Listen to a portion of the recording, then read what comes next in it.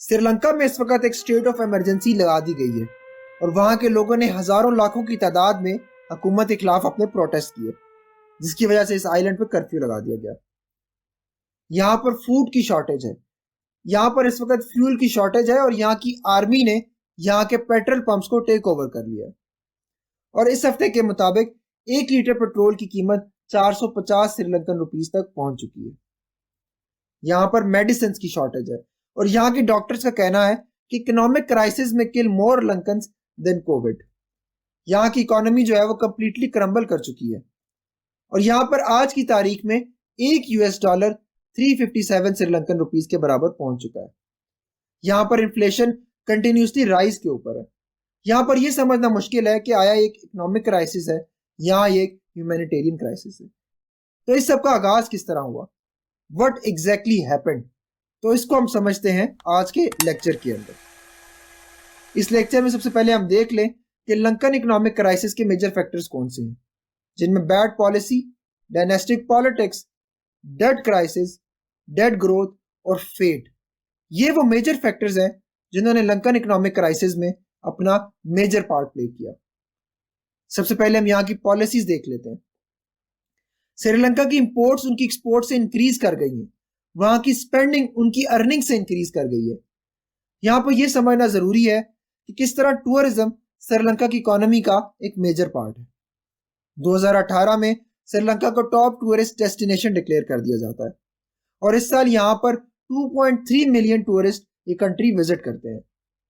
Sri Lankan tourism इस country की economy का 12 to 13% पोर्शन है। यहाँ पे आप देख सकते हैं कि श्रीलंकन टूरिज्म कितना मेजर पार्ट प्ले करता है इस कंट्री की इकोनॉमी को लेकर। फिर क्या होता है कि 2019 के अंदर यहाँ पर ईस्टर बॉम्बिंग्स होती हैं और उस ईस्टर बॉम्बिंग्स के अंदर 200 से ज्यादा लोगों की डेथ हो जाती है और इस इंसिडेंट को लेके यहाँ पर टूरिज्म जो है वो काफी हद तक कम हो जाती है। फिर इस सब में सबसे मेजर पार्ट प्ले करता है कोविड-19 पेंडेमिक को लेकर यहाँ पर टूरिज्म जो है वो कंप्लीटली कोलैप्स कर जाती है। फिर 2019 के अंदर यहाँ पर प्रेसिडेंशियल इलेक्शंस होते हैं और इन प्रेसिडेंशियल इलेक्शंस के अंदर गोताबाया राजापक्सा प्रेसिडेंट इलेक्ट होते हैं। वो इस लिए भी प्रेसिडेंट इलेक्ट होते हैं कि वो टैक्स को कट करेंगे और वो 1 दिसंबर 2019 को टैक्स कट रिफॉर्म्स को इंप्लीमेंट करते हैं। यहाँ पर उनका विजन ये होता है कि टैक्स कम करने के साथ यहाँ पर इन्वेस्टर्स जो है वो मजीद इन्वेस्टमेंट करेंगे और यहाँ की इकोनॉमी जो है वो मजीद ग्रो करेगी। लेकिन अल्टीमेटली होता क्या है, कोविड-19 के लॉकडाउन से लोगों को बाहर निकलने की इजाजत नहीं होती। जब लोग बाहर नहीं निकलेंगे तो वो इन्वेस्ट नहीं करेंगे, जब वो इन्वेस्ट नहीं करेंगे फिर मुल्क का रेवेन्यू जो है उसको लॉस होगा।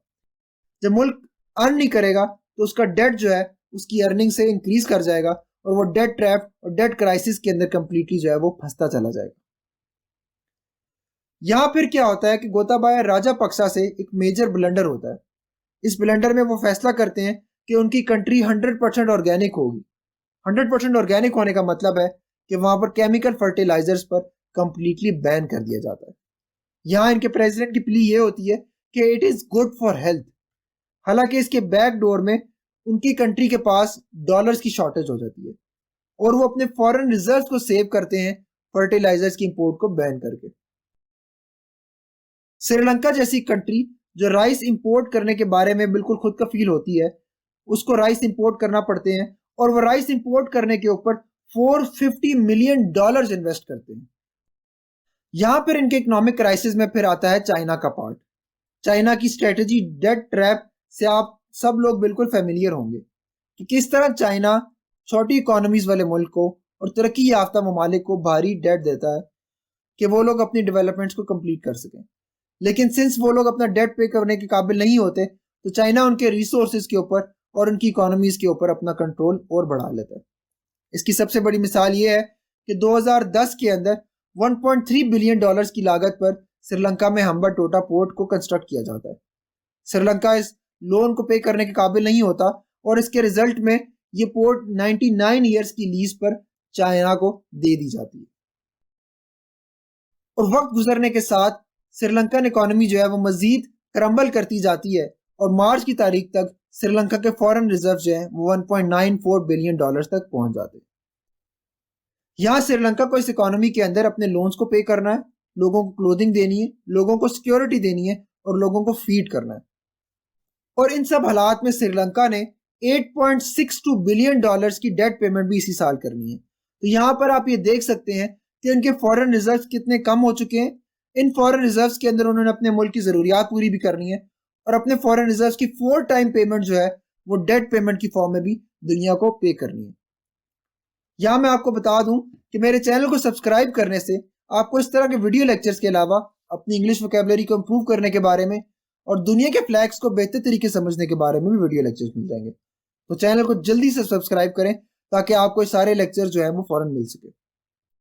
यहाँ अब समराइज फॉर्म में हम देखते हैं कि वो कौन से फैक्टर्स हैं जिन्होंने श्रीलंकन इकोनॉमिक क्राइसिस में अपना पार्ट प्ले किया, वो कौन से इंग्रेडिएंट्स हैं जो रेसिपी बने श्रीलंकन डिजास्टर को लेकर, जिनमें सबसे पहले आता है यहाँ के टैक्स कट करना।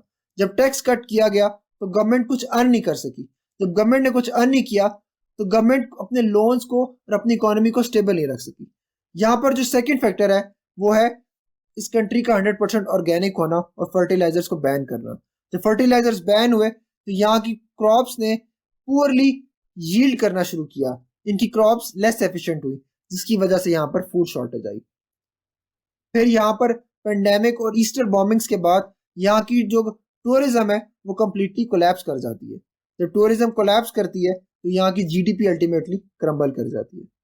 इनकी रेमिटेंसेस जो है वो बिल्कुल डाउन हो जाती है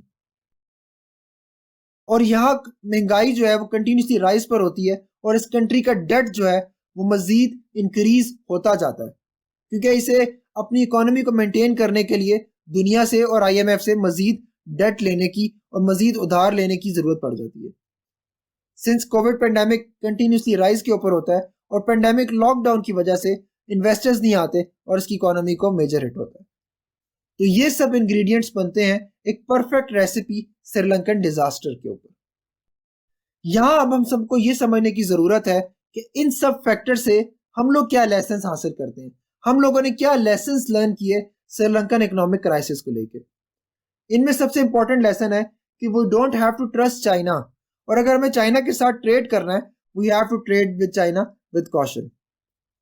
यहां पर जो सेकंड फैक्टर है वो है dynastic politics is a malice, कि किस तरह गोताबाया राजापक्सा और उनकी फैमिली ने 2005 से लेकर 2022 तक इस कंट्री पर हुकूमत की और उन्होंने अपनी फैमिली को नवाजने पर ही जोर दिया और मुल्क की तरक्की को बिल्कुल ही फरामोश कर दिया। यहां पर जो थर्ड फैक्टर है वो आता है फ्लॉड इकोनॉमिक पॉलिसी का। इसकी सबसे बड़ी मिसाल आपको इस कंट्री के 100% ऑर्गेनिक होने से मिलती है कि किस तरह वहां पर फूड की शॉर्टेज को क्रिएट किया जाता है एक अनप्लान्ड इकोनॉमिक पॉलिसी, एक फ्लॉड इकोनॉमिक पॉलिसी के लेकर। यहाँ का जो फोर्थ पॉइंट है वो ये है कि tourism is not a solution, कि आप किसी एक फैक्टर के ऊपर, किसी एक पॉइंट के ऊपर अपनी इकोनॉमी को कंप्लीटली रिलाय नहीं कर सकते।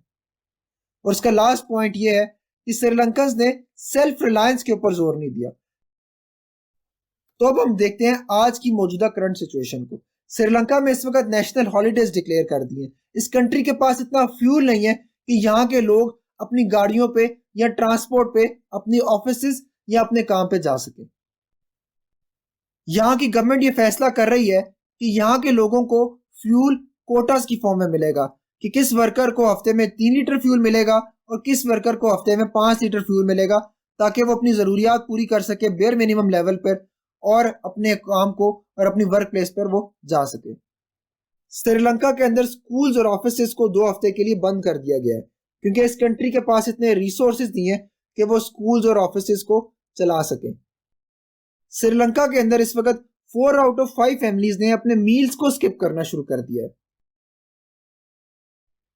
यहां पर आईएमएफ ने ह्यूमैनिटेरियन असिस्टेंस के ऊपर गौर करना शुरू किया है कि किस तरह वो श्रीलंका को मजीद डेट देकर मजीद फाइनेंशियल एड दे ताकि श्रीलंकन इकोनॉमी थोड़ी सी स्टेबल हो सके। और यहाँ पर आज की तारीख में यूनाइटेड स्टेट्स ऑफ अमेरिका भी श्रीलंका को लोन देने के ऊपर गौर कर रहा है कि श्रीलंकन इकोनॉमी को जो है वो बिल्कुल आर्टिफिशियली ये टेम्परेरली स्टेबल किया जाए और वो इस इकोनॉमिक क्राइसिस से बिल्कुल बाहर आए। तो फ्रेंड्स, अगर आपको आज की वीडियो पसंद आई है तो चैनल को लाइक, शेयर और सब्सक्राइब जरूर करें ताकि मैं इस तरह की मजीद वीडियोस भी आपके लिए बनाता रहूं।